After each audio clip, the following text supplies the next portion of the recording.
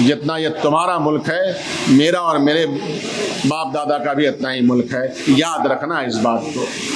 कुछ लोग हमेशा ज़िंदगी में होंगे जो तुम्हारी आंखों में आंखें डाल करके, जैसे हम अंग्रेज़ों से लड़े थे, उसी तरह आज के दिन भी तुमसे लड़ेंगे। तो अक्टूबर में चुनाव है, बीजेपी टेक ओवर करने की कोशिश कर रही है बिहार की। हम अगर साथ आ जाएं, ये दो कौमें कम से कम, पिछड़ा अति पिछड़ा, तो बीजेपी को बिहार में टेक ओवर करने से हम रोक सकते हैं। यस, चुनाव है और चुनाव के लिए हम तैयारी करेंगे। तख्ता पलट अगर वोट से होता है तो हमारी तादाद से भी तख्ता पलट हो सकता है। यह बात माननी चाहिए और जाननी चाहिए। आखिर क्या वजह है कि समाज में कुछ लोग सदियों से गरीब रह जाते हैं, सदियों से उनके ऊपर अत्याचार होता रहता है? क्या वजह है उसकी?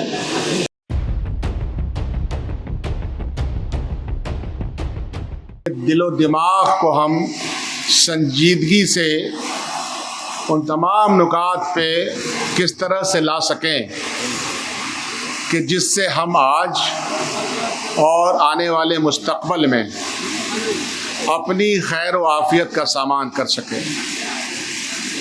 आप सब लोगों से मेरी मुलाकातें पिछले दिनों कई मीटिंग्स में होती रही हैं। आप सब नौजवान हैं, उम्र आपकी 30 साल से कम है, 20 साल और 30 साल के बीच आपकी उम्र है। आप सब लोग अपनी अपनी जगहों पे मुख्तलिफ इंस्टीट्यूशंस में तालीम हासिल कर रहे हैं। आप सब लोग किसी न किसी गांव से, किसी न किसी शहर से पटना आते हैं, पढ़ाई करते हैं, कॉलेज में दाखिला लेते हैं, हॉस्टल में रहते हैं, बाहर कमरे लेके रहते हैं। ज़िंदगी कठिन है लेकिन चलती रहती है। फिर आप में से बहुत सारे लोग कंपटीशन की तैयारी करते हैं। आपके माँ बाप जो आपको पैसे भेजते हैं बड़ी मेहनत और मशक्क़त से, वो चाहते हैं कि आप रिज़ल्ट लेके जाएं, नौकरी आपको मिले, इज़्ज़त और सरफराजी मिले, अक्ल व दानिश और समझ की बुनियाद पर आप अपनी ज़िंदगी को आगे बढ़ाएं। ये सब हमारे वालिदैन, हमारे पेरेंट्स चाहते हैं और ये चाहना भी चाहिए। ये सिलसिला चलता रहता है और चलता रहेगा। आज इकबाल हॉस्टल में बहुत पहले पढ़ा करता था, इसी यूनिवर्सिटी में, मशहूर हॉस्टल है। एक ज़माना था कि साइंस कॉलेज या पटना यूनिवर्सिटी में दाखिला अगर हो जाए तो दिल्ली का रुख हम नहीं करते थे, इसलिए कि निज़ाम बेहतर था। गरीब बच्चे, नौजवान बिहार के इन यूनिवर्सिटीज़ में पढ़ते थे, अच्छी तालीम हासिल होती थी, लाइब्रेरीज थे, कंपटीशन की तैयारी होती थी। शाम को मुझे याद है, उर्दू लाइब्रेरी में हो या खुदाबख्श लाइब्रेरी में हो या ओरिएंटल लाइब्रेरी में हो या इंसिना इंस्टीट्यूट में हो, पटना यूनिवर्सिटी की अपनी लाइब्रेरी, जगह नहीं मिलती थी। लेकिन यकबैग देखते देखते ये सारा मामला निस्तो नाबूद होता चला गया और ये जानबूझ के किया गया, ऐसा नहीं कि खुद ब खुद हो गया। समाज के कुछ चालाक लोगों ने, धन दौलत वालों ने आहिस्ते आहिस्ते इन तमाम सरकारी मामलात को कैसे प्राइवेट तरीके से में बदल दिया जाए और आहिस्ते आहिस्ते समाज का कुछ फीसद ही तालिब इल्म तालीम हासिल कर सके, अच्छी तालीम हासिल हो सके। तो यूनिवर्सिटीज़ में, स्कूल्स में, कॉलेजेस में टीचर की तादाद घटती चली गई, बेहतर टीचर कम होते चले गए और तमाम निज़ाम दरहम बरहम हो गया। ये हमारे सामने हुआ है। अब इसको कैसे ठीक किया जाए, कैसे ठीक किया जा सकता है, ये एक बड़ा सवाल है। उस सवाल और जवाब के लिए हम यहाँ नहीं आए हैं। हमारे 3 साथी यहाँ मौजूद हैं। जिग्नेश मेवानी वो नौजवान साथी, दलित साथी है कि जिन्होंने गुर्बत को देखा है और जिन्होंने अच्छी पढ़ाई की, समझदारी पैदा किया कि आखिर क्या वजह है कि समाज में कुछ लोग सदियों से गरीब रह जाते हैं, सदियों से उनके ऊपर अत्याचार होता रहता है, क्या वजह है उसकी।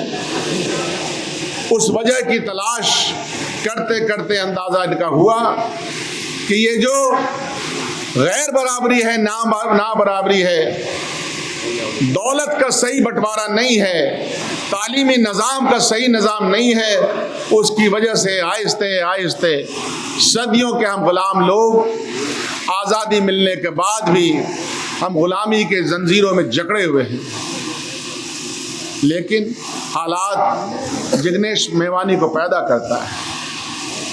जिग्नेश मेवानी हम सब के करीब उस वक्त आए जब गुजरात के चंद धन्ना सेठों, बड़े लोगों ने गरीब दलित नौजवानों का पैंट खोल करके पिछवाड़े पे इतने वेद बरसाए, वो मंजर आप देख नहीं सकते। गुस्सा आया और उस गुस्से में ये पूरे गुजरात में निकल पड़े और लीडर हो गए अपने समाज के और देश के, क्योंकि आपने जुल्म और तशद्दुद को बर्दाश्त नहीं किया। जुल्म और सितम को जां पे खेलते हुए उसके खिलाफ आवाज उठाई। फिर भारतीय जनता पार्टी के खिलाफ आवाज उठाते रहे, आसाम के जेल भेज दिए गए, ट्वीट करने पे भेज दिए गए, तकरीर करने पे भेज दिए गए। एक लंबी कहानी है, आप सब जानते हैं। दूसरे साहब यहाँ पर मौजूद हैं, प्रोफेसर रतन लाल, बिहार के हैं, हिंदू कॉलेज में पढ़ाते हैं। सरकारी व्यवस्था से पढ़ते पढ़ते पढ़ते दिल्ली विश्वविद्यालय में चले गए और निज़ाम थोड़ा सा दुरुस्त था तो लेक्चरर हो गए। 9 साल से प्रोफेसर नहीं बनाया जा रहा है क्योंकि हुकूमत वक्त के खिलाफ आवाज उठाते हैं। जेल की सलाखों के पीछे चले गए लेकिन कॉम्प्रोमाइज नहीं किया हुकूमत वक्त से। तीसरे साहब यहाँ पे मौजूद हैं, शंभू जी, बिहार के हैं। उन्होंने समझा कि समाज का दर्द क्या है और जो ये मीडिया है जिसको गोदी मीडिया बोलते हैं, जो मेन लाइन मीडिया हुआ करता था, अब आहिस्ते आहिस्ते चंद लोगों के पॉकेट की वो प्रॉपर्टी बन गया है। खुद अपना चैनल शुरू किया, आपने देखा होगा लाखों लोग, करोड़ों लोग दस्तक को देखते हैं और जो करंट चल रहा है उस पर अपनी आवाज बुलंद करते हैं। हमारे साथ चंद दलित साथी हैं जिनके साथ मैं पिछले 4 महीने से काम करता हूं। जिग्नेश, रतन, शंभू से हमारी मुलाकात 3-4 महीने इस मामले में हुई कि आखिर जुल्मतों के इस दौर में क्या किया जाए। तो मालूम हुआ कि 2 कम्युनिटी के ऊपर सबसे ज्यादा जुल्म है, तशद्दुद के शिकार हैं, वो कम्युनिटी मुसलमान है और दलित है। तो फिर ऐसे में क्या किया जाए। आईन हमको इस बात की इजाजत देता है कि हम तहरीक शुरू करें, हम बातचीत करें।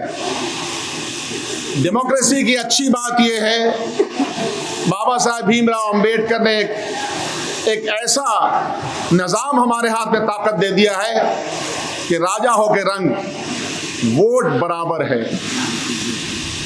तो तख्ता पलट अगर वोट से होता है तो हमारी तादाद से भी तख्ता पलट हो सकता है। यह बात माननी चाहिए और जाननी चाहिए। अगर तादाद इंपॉर्टेंट है तो हम फिर इम्पोर्टेंट हैं, हमारा वजूद है। लेकिन अगर हम बिखरे हुए शाखों में हैं तो ये वजूद किसी काम के नहीं है। और इसीलिए इस बीच में हादसा हमारे यहाँ पेश आ गया, लेकिन पहले की परिकल्पना रही और फिर मैं ज़्यादा एग्रेसिवली तरीके से फिर हमने अपनी पार्टी में बात किया और राहुल गांधी जी से बात हुई और उन्होंने कहा लब्बैक, इस मामले में आगे बढ़ें।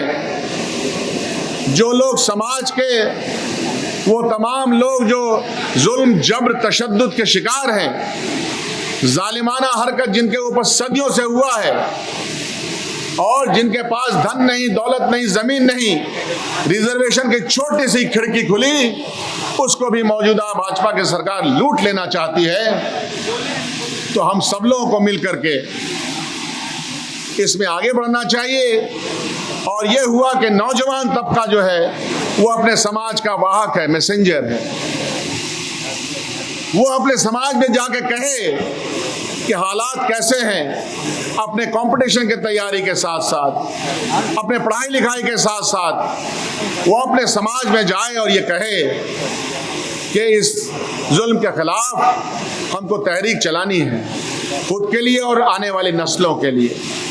यही इसका रूप है जो आपके सामने आहिस्ते आहिस्ते नमूदार हो रहा है। 15 तारीख को 40 जिले में हमारी पार्टी के भी बड़े नेता सब आएंगे और छात्रावास में जाएंगे। क्या हालत बना रखा है छात्रावास का, 1000 रुपए मिलते हैं, उससे क्या होता है? वो मैंने कहा था महेंद्र में कि तो उसमें तो आई लव यू भी नहीं होता है। मोबाइल लगते हैं ना सब लोग, उसमें तो वो भी नहीं होता है। 3000, 4000, 5000 रुपया, 5000 रुपये से कम स्कॉलरशिप क्यों नहीं दिया जाए? मौलाना आज़ाद फाउंडेशन की तरफ से आला तालीम हासिल करने के लिए कुछ पैसे मिल जाते थे, कुछ यूनिवर्सिटीज में हम हायर एजुकेशन में चले जाते थे। राजीव गांधी स्कॉलरशिप के जरिए हमारे घर में कुछ चिराग जल जाता था, सब खत्म हो गया। जिस तरीके से लेक्चरशिप की बहाली हो रही है और जिस तरह के हालात पैदा हो रहे हैं कि हम और आप पढ़ने वाले लोगों को वहाँ एंट्री ही नहीं मिलेगी, इन सब के खिलाफ ज़रूरी है कि एक तहरीक शुरू की जाए। ऐसी तहरीक का आगाज़ हो चुका है हमारे यहाँ। आज़ाद, संजय पासवान, मनीष, अभी त्रिलोकी जी यहाँ आए कि नहीं, दलित समाज के, हर समाज के लोग। मैंने कहा कि मांझी समाज के लोगों में 2000 लोग भी ग्रेजुएट नहीं हैं। 65 लाख की आबादी है, 20% दलित समाज है, उनके यहाँ 1000 डॉक्टर्स भी नहीं है। ये हालत है। ऐसी सूरत हाल में हम सब लोगों को मिलकर के काम करना चाहिए। हमने जिन लोगों को दावतों पे, अपने दस्तरखान पे बुलाया है और बुलाते रहे हैं, उन्हीं लोगों ने चंदा दे दे करके हमें हमारे पीठ पे छुरा घोंपने का काम किया। हम जानते हैं पिछले 10-20 सालों में क्या हो रहा है। हम लोगों ने जिनको सरफराजी दी है, उन लोगों ने जो काम किया है हम सबको मालूम है।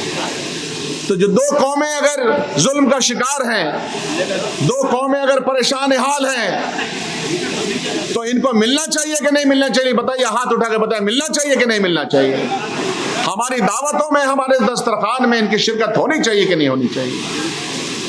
मेरा ताल्लुक जिस मजहब से है वहाँ रवादारी, वहाँ इस बात की कोई रोक टोक नहीं है कि कोई दस्तरखान पे आ जाए और मुसल्ले पे सब लोग एक साथ खड़े होकर के नमाज अदा कर सकते हैं। ये बराबरी का तस्वुर हमारे यहाँ है। लेकिन यह भी बात सही है कि अगर किसी भी कौम पे जुल्म होता है, किसी भी कौम की माँ बहनों की इज्जत लूटी जाती है, तो हमारी जिम्मेदारी बनती है, हमारी दीनी जिम्मेदारी बनती है और अखलाकी फर्ज बनता है कि हम उनके साथ जाएं। अगर हम उनके साथ जाएंगे, उनके परेशानियों में अपना वक्त देंगे, समाज के जो बड़े लोग हैं हम लोग के समाज में, उनको जाना पड़ेगा, तो आप एक अपना दीनी काम भी कर रहे हैं और अखलाकी फ़र्ज भी निभा रहे हैं। तो इसकी शुरुआत हमने की है, हम सब लोगों ने मिलकर किया है। आने वाले दिनों में समाज के इन लोगों को लेकर के आगे जाना है। याद रखिए, और बिना मकसद के मैं कोई मीटिंग नहीं करता और मकसद को बिना लाग लपेट के बोलता हूं। यस, चुनाव है, अक्टूबर में चुनाव है। बीजेपी टेक ओवर करने की कोशिश कर रही है बिहार की। हम अगर साथ आ जाएं, ये दो कौमें कम से कम, पिछड़ा अति पिछड़ा, तो बीजेपी को बिहार में टेक ओवर करने से हम रोक सकते हैं। यस, चुनाव है और चुनाव के लिए हम तैयारी करेंगे। ये सब सियासत करते हैं और करते हैं। ये नहीं हो सकता है कि गुड़ी गुड़ी कुछ बात करने की कोई जरूरत नहीं है। तो हम नौजवान हैं, अपने समाज में जा सकते हैं। आप सब लोगों को कुछ न कुछ वक्त निकालना पड़ेगा अपने अपने घर, अपने अपने गांव में जाने के लिए। वो वक्त आएगा तो आपको जाना होगा, आपको ये मशक्कत करनी होगी। तो यही लाइन लेंथ था जिसके लिए मैं चाहता था कि अब जो भी 3-4 हमारे स्पीकर है वो बात करेंगे। कैसर साहब यहाँ मौजूद है, शाइन इंस्टीट्यूट चलाते हैं। और जब हमने अपने कुछ दीनी साथियों को बुलाया तो हमने कहा, आप बताइए हमको कि क्या हमारे दीन में, हमारे मजहब में अगर कोई कौम जुल्म का शिकार हो रही है तो उसके लिए क्या हुक्म है। बड़े से पर्चे इन्होंने लिखे और कहा कि ये फर्ज अव्वलीन है कि हम सब लोग मिल करके उनका साथ दें। और सिर्फ साथ बोलने से नहीं होगा, जिस्मानी तौर पर वहां जाना होगा। और जब ये दो कौमें, ये दो मजलूम कौमें सड़कों पे निकलेंगी तो भारतीय जनता पार्टी, जितना ये तुम्हारा मुल्क है, मेरा और मेरे बाप दादा का भी इतना ही मुल्क है। याद रखना इस बात को। कुछ लोग हमेशा जिंदगी में होंगे जो तुम्हारी आंखों में आंखें डाल करके, जैसे हम अंग्रेजों से लड़े थे, उसी तरह आज के दिन भी तुमसे लड़ेंगे। तो आप सब लोग का बहुत बहुत शुक्रिया। अपनी तमाम खराज अकीदत सरहद पर लड़ने वाले उन सिपाहियों के नाम और आम इंसान जिनकी मौत हो गई। हम मुल्क भारत में अपनी वतन परस्ती के लिए जाने जाते हैं। वतन पे कोई यहाँ चाहे हम कभी बर्दाश्त नहीं कर सकते हैं। तो वतन के रखवाले भी हम हैं और वतन के अंदर अगर कोई हमको परेशान करेगा तो उसको खदेड़ने वाले भी हम लोग हैं। बहुत बहुत शुक्रिया।